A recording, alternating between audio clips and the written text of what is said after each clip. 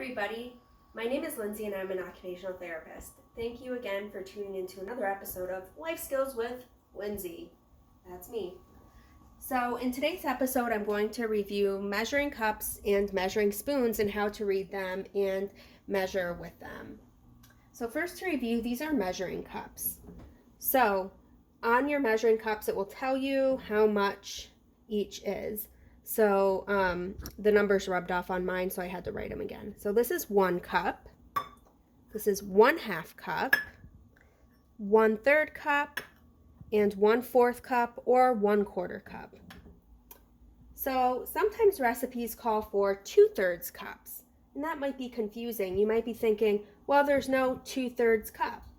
Well, in that case, you would use the 1/3 cup twice.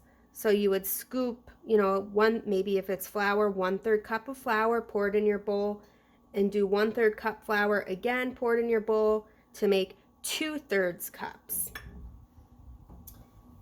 Now to review measuring spoons.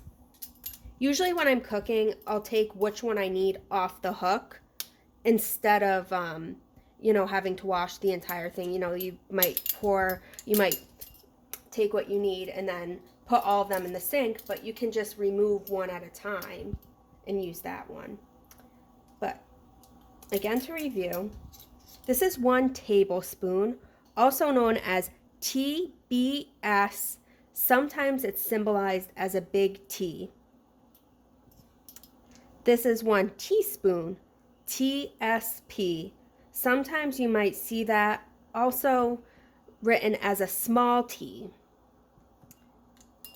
This is 1/2 teaspoon.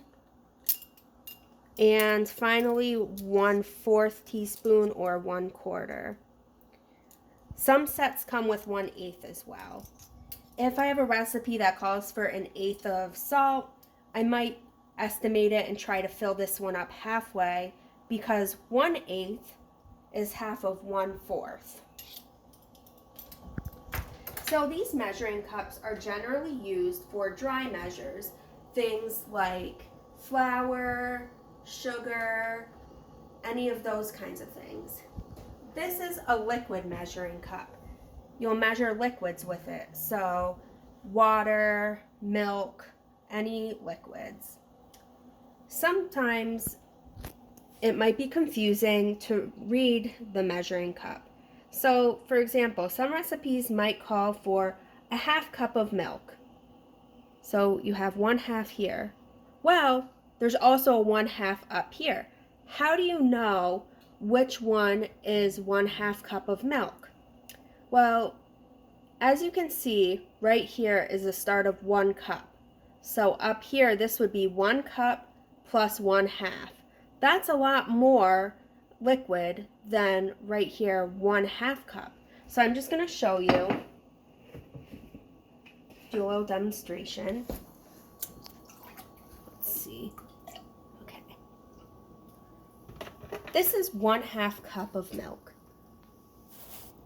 So if the recipe calls for 1/2 cup of milk, you'd measure up to here. But again, if you make the mistake of thinking, well, 1/2 is up here too, I'm going to fill it up to here, you can see that this is a lot more milk than what I did at first. So this is 1.5 cups of milk.